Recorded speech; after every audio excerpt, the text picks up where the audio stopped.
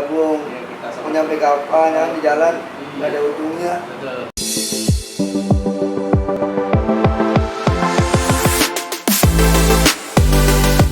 Assalamualaikum warahmatullahi wabarakatuh.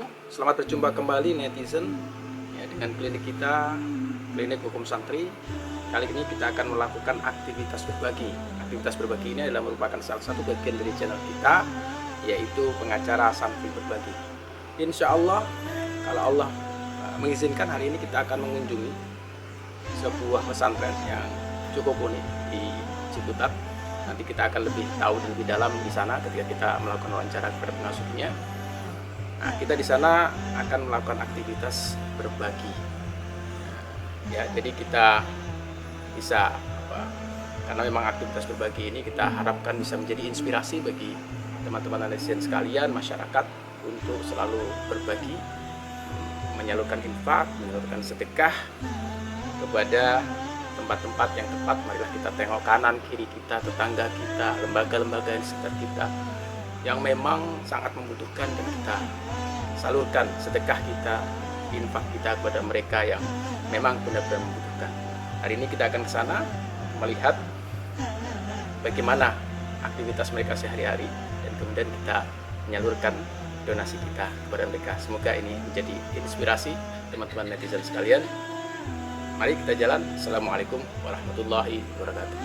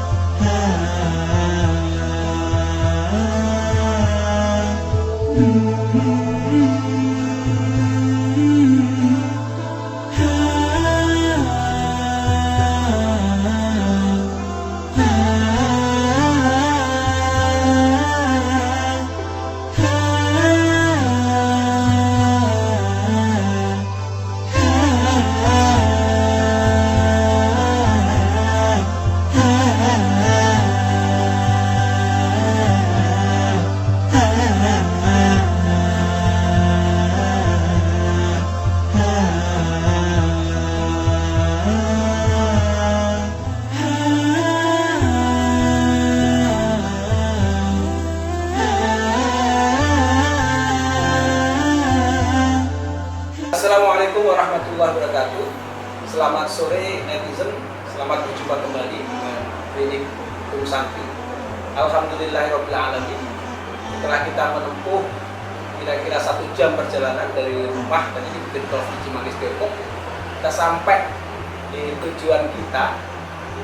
Sebuah yang seperti yang sudah pernah saya sampaikan sebelumnya, kita akan menuju pesantren yang unik sekali. Apa sih sebenarnya keunikan? Nanti kita alhamdulillah ya, kita sudah sampai di sini di kawasan Ciputat, lokasi tempat. Namanya pesantren tasawuf underground. Lalu apa sih keunikannya? Hari ini alhamdulillah atas izin Allah juga kita bisa berjumpa dengan kiainya langsung. Ya, namanya Kiai Halim Ambia. Ini sebenarnya orangnya sangat susah sebenarnya dicari, karena aktivitasnya yang padat. Selain aktivitas di pesantrennya, insya Allah dia banyak banget, padat sekali aktivitas di luar ya, untuk dakwah dan sebagainya. Nah, kita ingin mencari tahu lebih dalam nih, apa sih pesantren tasawuf underground? Karena banyak pesantren ya, namanya itu bukan seperti ini. Dari namanya itu sudah aneh gitu kan, tasawuf underground. Nah, kita coba bertanya langsung. Assalamualaikum Ustaz.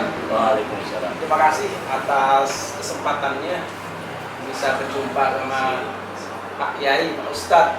Pak Ustadz, ini mungkin untuk wawasan juga buat netizen. Sebenarnya apa sih pesantren Tasawuf Underground, latar belakangnya, sejarahnya, ini mungkin bisa diceritakan kepada masyarakat. Jadi begini, Tasawuf Underground itu didirikan 9 tahun yang lalu. Jadi, ini sebetulnya komunitas orang belajar ilmu tasawuf di media sosial.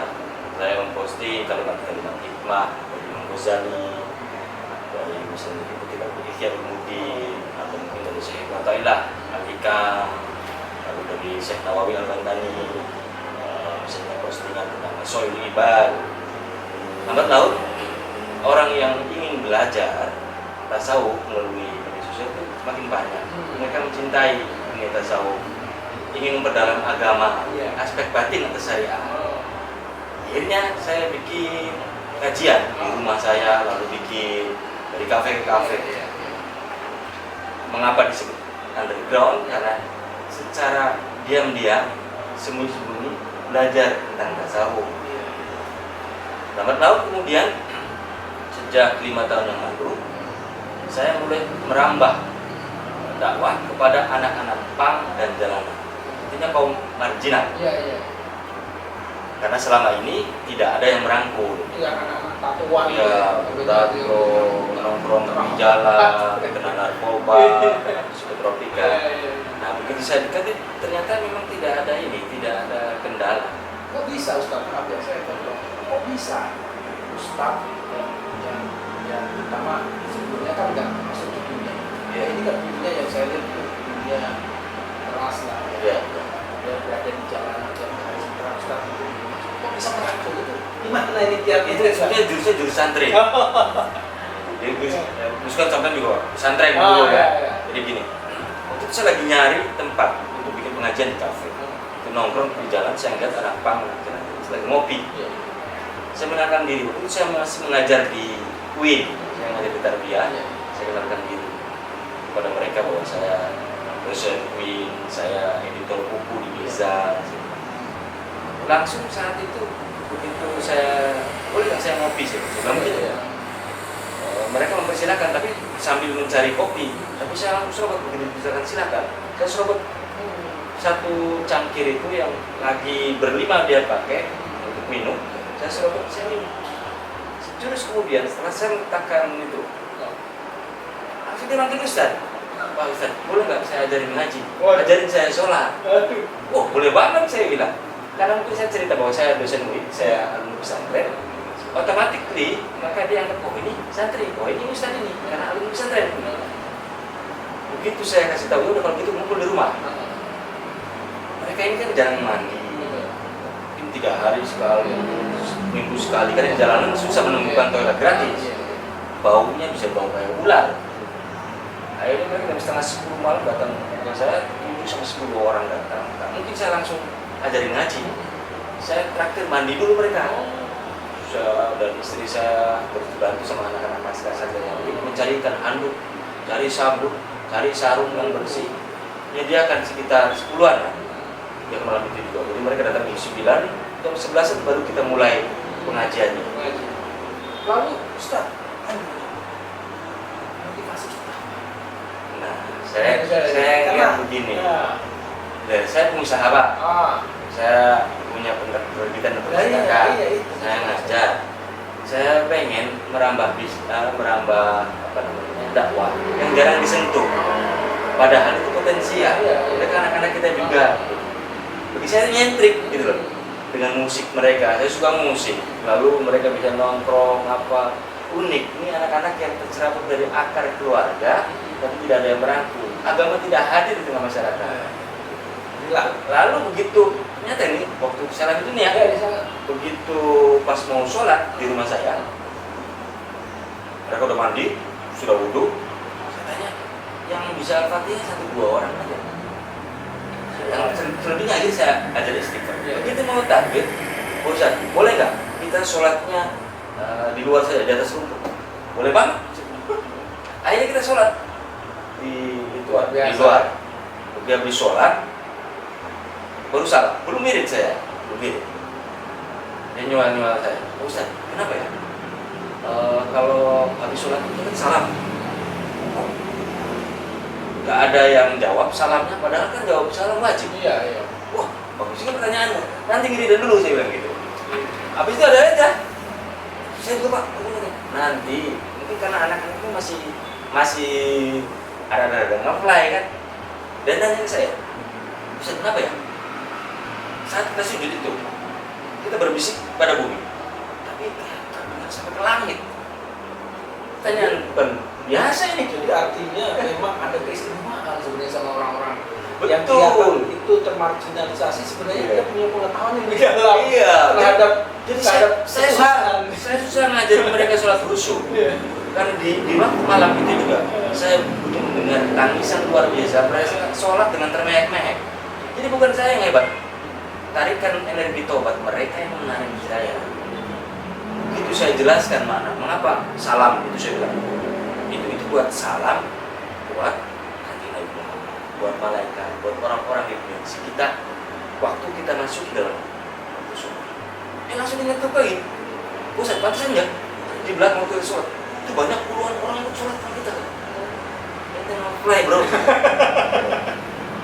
Tapi gini, yang saya mau katakan adalah pertanyaan-pertanyaan mereka tidak cukup dijelaskan secara fikih. Ya. Ini perlu aspek batin tasawuf yang dijelaskan. Karenanya penting tasawuf sebagai pendekatan pengajaran bagi mereka. Jadi memang tidak bisa dengan ajaran-ajaran yang biasa Yang kayak hitam sering- putih. yang hitam putih misalnya sering ada di pesantren yang biasa lah. Iya. Itu nggak bisa diterapkan langsung dengan pendekatan seperti itu kepada komunitas yang seperti ini. Nah ini yang selanjutnya dia untuk informasi, sekedar informasi kepada netizen. Untuk sementara ini ya kita pesantren ini hanya berlokasi di sebuah ruko. Ya. Tentunya bukan pesantren besar tapi hanya sebuah ruko yang penuh dengan keterbatasan. Nah ini kita coba tanyakan kepada Kiai, ini gimana ini kendalanya ini Kiai, apa sih kesulitan-kesulitan? Jadi kayak gini-gini. Iya. Saya jadikan ini sebetulnya macam central base, Ya. central base awal Iya. untuk merekrut. Tapi untuk sebagai asrama pasti kurang nyaman karena ada di lantai 3 hanya mampu menampung 20 sampai 30 orang. Tapi kita penting punya pesantren urban yang dekat dengan kota untuk memudahkan melakukan rekrutmen. Karena tiap hari bagi kita ada rekrutmen. Tapi kita punya hajat, kita pengen buka lahan di Rumpin Bogor agar memperluas jangkauan. Per hari ini, Ustaz Gus, Ya. ini ada sekitar 64 anak yang sudah mau mendaftar. Gak mungkin kita tambah anak para netizen sekalian, saya anak sampaikan jalanan. ada ini yang di sini aja sudah sekitar 28. 28. Ya antara moving lah 20 sampai 28 santri yang ada di sebuah ruko kecil. Dan insya Allah sudah nih antri 64 santri yang mendaftar dari anak pang dan jalanan. Dan saya harapkan netizen bisa ya coba membantu kita, membantu Kiai ini bisa merealisasikan harapannya bahwa ruko ini hanyalah semacam channeling lah, medium pertama. Tapi kita Ustaz Pak Yai Halim ini punya motivasi terus untuk mengembangkan sebuah pesantren di luar ini. Nah ini semoga netizen juga bisa tergerak hatinya untuk membantu Pak Kiai Halim ini ya, untuk bisa membantu lebih full, lebih lebih 100% bisa membantu masyarakat yang termarginalisasi ini untuk mendapatkan tempat untuk belajar ngaji. Nah ini Ustaz, ini kan pesantren, ya. Pesantren tentunya ada pengajian-pengajiannya, ada gak semadar orang tinggal kos, akhirnya makan itu selain misalnya mungkin saya ingin lebih tahu, dan netizen juga ingin tahu sebenarnya apa saja yang diajar di sini, mungkin ada kitab. Dan yang kedua, selain itu apa uninya, apa yang diajarkan di sini? Apakah hanya kitab atau ada aktivitas lainnya? Coba kita. Ini seperti layaknya pondok pesantren Naji. Di awal kita mengajarkan kitab-kitab tauhidnya, misalnya Aqidatul Awam. Anak-anak pang itu hafal di sini. Kita Aqidatul Awam nyanyikan pakai musik. Lalu ada ilmu alat. Kita mengajarkan ilmu bahasa Arabnya kayak Jurmia, Naum Soro, lalu juga ada tafsir jalan lain, lalu kita tasawufnya kita baca Nasul Ibad, Al-Hikam. Tapi karena metodenya kepada mereka itu kan berbeda, seperti layaknya pesantren yang lain. Di sini orangnya juga sedikit, sehingga banyak privat. Yang sifatnya itu misalnya 5 orang, 6 orang, 10 orang, 12 orang. Kemudian juga rekrutmen periode akademiknya kan nggak kayak di pesantren masuk di bulan Syawal, nanti akhir sana di bulan apa, nggak begitu gitu. Jadi maka kita melakukan assessment, melakukan model pendekatan pendidikannya berbeda. Jadi selain pendidikan layaknya pesantren, tapi juga kita melakukan kewirausahaan. Jadi di sini kita punya laundry kiloan, punya angkringan, punya kafe, yang karyawannya anak-anak. Tujuannya apa nih? Agar mereka melepaskan diri dari jalanan, melepaskan diri dari psikotropika dan narkoba. Kalau mereka misalnya dia datang ke sini, ada yang kadang sudah punya anak karena tercecer di jalanan. Dia misalnya sudah usianya 25, dia juga kan punya titik jenuh, dia pengen usaha. Maka kita sediakan gerobak usaha, ada gerobak usaha untuk cendol dawet, ada untuk gorengan, ada untuk mie ayam. Kita sediakan bagi mereka yang punya keinginan untuk berwirausaha. Jadi ini bukan hanya sekedar ngaji kitab, tetapi juga didik kewirausahaan. Lalu ada sifatnya kita minat dan bakat. Di sini diajarin teater, musik juga kita itukan ya. Lalu ada khusus komputer, ada pelatihan bisnis online juga. Kemudian juga ada yang sifatnya advokasi. Nah ini menarik nih. Ada advokasi buat anak pang dan jalanan yang terlibat persoalan hukum di jalanan. Jadi untuk anak pang yang mungkin juga sudah melihat ini, kalau ada masalah bisa hubungi klinik. Tasawuf. Nah nanti insya Allah diberikan perlindungan atau advokasi hukum. Ustaz, selanjutnya ini mengenai gurunya ini gaji nggak sih? Dan berapa ini guru yang ngajar ini masalahnya masya Allah. Ya nggak ada yang digaji ustadz-ustadznya, karena mereka nggak ada yang bayar SPP. Karena gratis. Dari makan, tidur, sediakan wifi, sediakan makanan, dia sediakan usaha. Ya alhamdulillah ada jamaah Facebookiyah, jamaah Instagramiyah, jamaah YouTubeiyah underground yang membantu sedekah, mendukung kegiatan ini. Ya semoga netizen ini ya setelah mengetahui ini, yuk kita dukung ini tasawuf underground. Ya, nanti kita akan berikan nomor rekeningnya dan Pak Kiai nomor teleponnya, langsung aja hubungi Pak Kiai dan salurkan langsung dari rekening tersebut, nanti dikonfirmasi biar kegiatan yang luar biasa manfaat insya Allah pada komunitas-komunitas yang terpinggirkan yang belum disentuh oleh pesantren dan sebagainya ini bisa lebih bermanfaat, bisa mencakup masyarakat yang lebih luas lagi. Ya itu yang saya harapkan. Sudah ada yang kuliah loh. Oh iya. Ini sudah berapa lama sih? Sudah sampai ada yang kuliah ya? Iya, jadi gini, kan mereka itu kan kadang putus sekolah. Iya. SMP atau SMP SMA. Kita adakan program paket A, paket B, paket C. Ada yang baru lulus paket C, dia akhirnya ngambil ilmu hukum di Unpad. Ada yang ngambil pendidikan, ada yang ngambil pendidikan agama Islam di Unsia, di Menteng. Ini karena mereka sebetulnya tidak semuanya juga yang pengen berwirausaha, ingin melanjutkan mimpi-mimpi masa lalunya untuk menyelesaikan pendidikannya. Akhirnya kita fasilitasi dan semuanya gratis. Luar biasa sekali. Ini Ustaz, berarti gurunya ini gratis, nggak dibayar. Ya. Luar biasa banyak orang-orang mengaku seperti itu. Kita harus dukung ya, netizen dan kita harus dukung. Ya. Banyak orang-orang yang seperti ini dan kita sudah tunjukkan salah satunya di tasawuf underground. Coba kita yang punya kelebihan dan infakkanlah, sedekahkanlah kepada insya Allah bermanfaat akhirat dunia akhirat.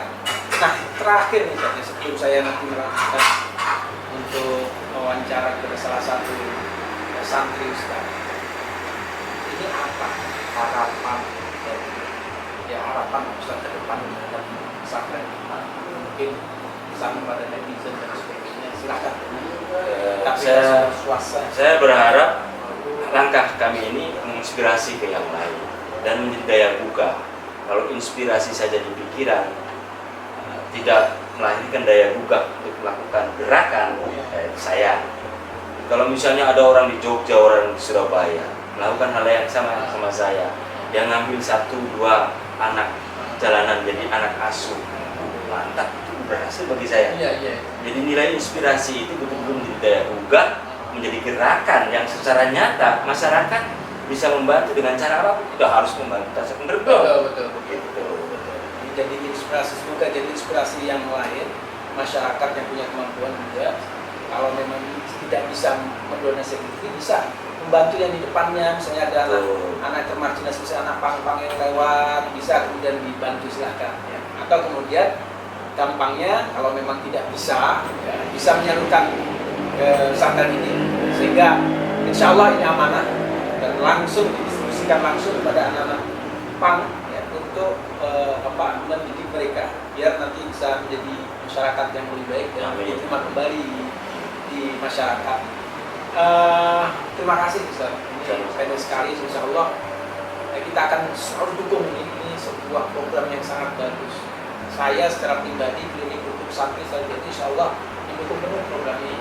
Silakan nanti Pak Kiai kalau memang ada yang diperlukan dari kita, kita langsung aja telepon insya Allah. Dan insya Allah pada hari ini kita juga akan memberikan nanti ya, di akhir sesi kita akan memberikan donasi sebagai inspirasi saja insya Allah kepada Pak Kiai langsung bisa dimanfaatkan.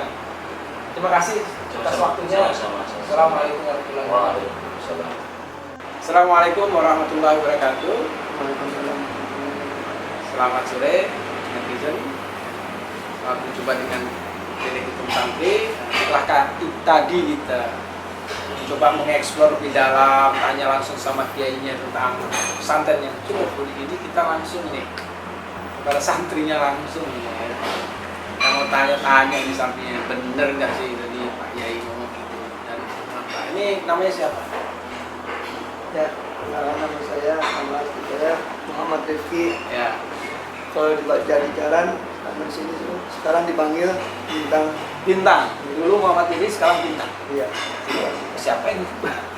Enggak di jalan tuh. Oh di jalan, panggilan di jalanan Ya, Pak. Tapi aslinya di KTP Muhammad Rifki. Ada KTP punya? Ada. Ya. Wah, ini salah satu santri ya. Ini benar, kamu itu anak pang nggak ya? Benar. Anak pang itu apa sih? Aku lah tanya, kamu punya tahu nggak definisi anak pang? Saya masih bukan apa. Oh bukan. Saya anak ibu saya. Oh iya betul. Kalah. Maaf. Saya kalah sama dia. Meskipun saya lahir tapi ngomongnya kalah sama Bintang ini. Ya ini gimana? Kenapa kamu kok bisa hadir di jalanan itu? Pertama sih saya ada kawan saya ini dia tuh penampilannya saya pikir ya keren sih emang keren SD-nya tuh keren nih udah tuh ikut gabung juga sama kawan-kawannya. Terus orang tamu gimana? Kamu gabung sama teman-teman terus kamu tinggalkan rumah gitu atau gimana? Dia tinggalkan rumah Terus sekarang gimana orang tamu? Sudah kamu tinggalkan rumah, berapa tahun kamu tinggalkan? 3 tahun. 7 tahun? Iya. Nggak pernah pulang? Terus orang tua kamu pernah nggak ngomongin kamu? Belum pernah itu pas dari saya ada udah punya istri baru. Oh ya, kamu juga ada ini ya, pemberontakan terhadap itu ya, sehingga dia kamu keluar dari rumah gak nyaman ya. Terus itu pernah hubungin kamu? Belum pernah ngomong. Sampai sekarang belum pernah kan? Pas sekarang alhamdulillah udah. Oh terus apa? Kamu itu minta kamu kembali itu gimana? Atau gimana ya sudah lah? Enggak, pertama-tama sih di jalan dia nyariin pakai foto tuh. Pakai foto. Oh gitu. Terus ketemu di sini? Belum di jalan belum dekat mah udah dekat cuma nggak dekat pesantren kayak gitu. Oh. Tapi melalui telepon sudah nggak ya? Udah. Sudah hubungi. Masih ada perasaan ingin kembali ke rumah? iyalah, minta maaf, ya tetap dia orang tua. Oke, sekarang kamu sudah di jalan selama 7 tahun ya dari Luna? Nah, terus gimana kok bisa ketemu pesantren ini? Terus masuk? Pertama saya tujuan saya dari Sukabumi mau ke Palembang, Iya. mau ngasih duit kolektifan Oh, almarhum. oh, Ada Sukabumi itu meninggal di sana, oh, dia masih di sana. oh. Lalu saya pindah itu situ baru sana. Ada kawan saya anak kasih itu baru balik yang jalan bareng tuh sama Iya. dia tabrak, dia balik dari Palembang, minta tolong sama saya, Iya. minta bantuan buat kolektifan. Mau bantuan kolektifan buat bantu teman itu tadi. Iya. Udah tuh dari itu udah dapet, nggak terlalu gede sih. Saya langsung ke sana, Iya. Terus Sukabumi. gue langsung ke Palembang. Palembang. Palembang saya ngambil di Jakarta, kurang kan ongkosnya. Iya. Saya ongkos dulu di Jakarta tuh. Kan ya, cari ongkosnya gimana cara? Ngamen. Ngamen. Oh, iya, ini sering ngamen kalau lihat ini itu mencari ongkos. Jadi jangan negatif dulu sama anak-anak pang ya. Nggak ada itu napang yang ini kan, cuman itu memang untuk mencari ongkos buat jalan. Ya, jangan langsung negatif. Terus akhirnya bisa ketemu itu. Saya ongkos kan ya, bangun tidur, saya mau tidur, saya dibangunin tuh sama kawan saya. Iya. Udah bang Pongki itu, bangun. Siapa ini? Kaget tuh saya. Bangun. Kaget saya. Nonton acara. Mana ada acara? Orang nyari Jumat loh, acara. Iya.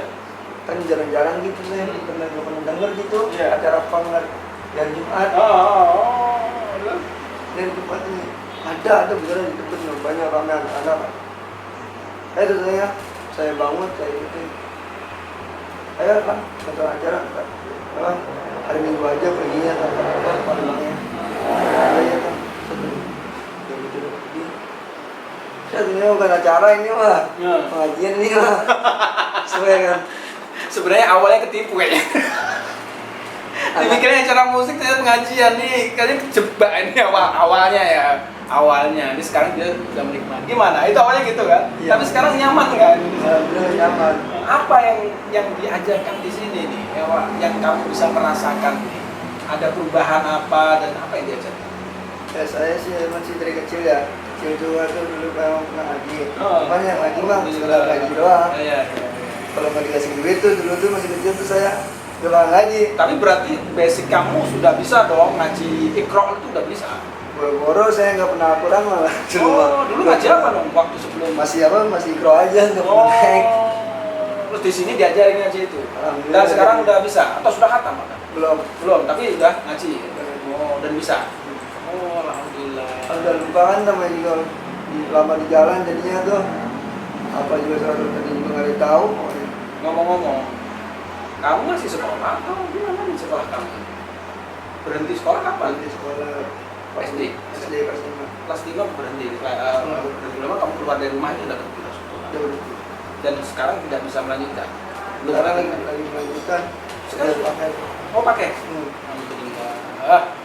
Jadi netizen sekalian, Bintang ini ya sudah melanjutkan sekolah. Kita harapkan nih ya semoga lah ya ada yang bisa ini support kita juga. Sehingga dia bisa tasawuf underground ini bisa support tasawuf underground sehingga beliau ini nanti bisa melanjutkan sekolahnya sampai ini dan bermanfaat lagi. Jadi sarjana yang luar biasa. Kita harapkan seperti itu. Ya, selanjutnya ini Bintang ya. Saya cukup tergelitik ini dengan tato kamu. Ini tatonya ini, aduh. Ini kalau orang lihat ini saya sendiri takut ini, apalagi netizen nih. Ini lihatnya tatonya kayak gini. Ini tato ini kan cenderungnya orang yang keras ya, dunia dan sebagainya. Ini sebenarnya apakah ini ciri pang itu harus tatoan gini kok? Enggak juga. Enggak juga ya. Nah ini kenapa ditato ini? Ini tato asli itu? Asli. Itu gimana? Itu memang kenapa senang atau apa? Jangan atau siapa? Nah, itu kawan. Oh tahu? Langsung sendiri. Apa? Kenapa senang? Atau gimana? Pertamanya sih coba-coba. Itu apa enggak? Ya awalnya sih coba-coba. Tapi bukan berarti meskipun tatoan nanti kamu keras kan? Tetap Tapi hatinya hatinya- lembut.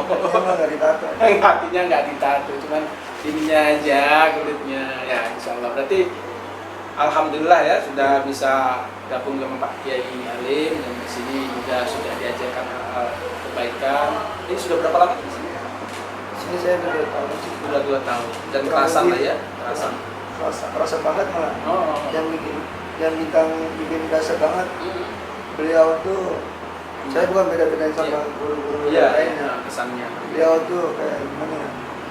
Makasih banget lah, makanya Kebapaan lah ya. iya, Beliau bisa jadi di- bapak, jadi sahabat, multi talenta lah, menurut saya mah.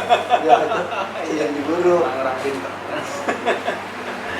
Terima kasih Bintang. Terakhir, apa sih harapan Bintang ini bisa disampaikan yang di otak Bintang ini sebenarnya inginnya apa, cita-cita apa yang coba lah. Apa Harapan bintang sih, keinginan Bintang? hmm, Itu semua apa? kalau buat bintang, kalau misalnya kawan-kawan bintang nih, kalau misalnya melihat bintang gitu di Iya. media sosial, ayolah buru-buru Gabung ya. buru-buru gabung. Ya, kita Mau sama. nyampe kapan ya di jalan nggak ada ujungnya. Betul. Pas saya mau nyampe kakek nenek di jalan, Subhanallah. Ya. ayolah gabung. Ya. Inilah pesan Bintang, salah seorang santri di pesantren Tasawuf Underground, sebuah pesantren yang unik karena santrinya adalah anak yang termarginalisasi di jalanan dan sebagainya. Tidak ada orang yang memperhatikan mereka, bahkan membantu mereka. Dianggap mereka sampah, padahal mereka adalah orang-orang baik. Di hatinya meskipun kelihatannya keras, ya ada tatuan, tapi hatinya masih murni. Bahkan secara tasawuf saya kalah sama mereka. Pertanyaan-pertanyaan luar biasa, pertanyaan Tuhanannya. Sampai Kiai Halim itu kaget tadi seperti wawancara tadi. Demikian para netizen yang dapat saya sampaikan. Apabila ada kurang lebihnya, saya mohon maaf yang sebesarnya. Terima kasih kepada Pak Bintang atau adikku Bintang. Semoga kamu terasa semangat di sini. Insya Allah semoga jadi kiai terus, jadi alim. Ya. Assalamualaikum warahmatullahi wabarakatuh.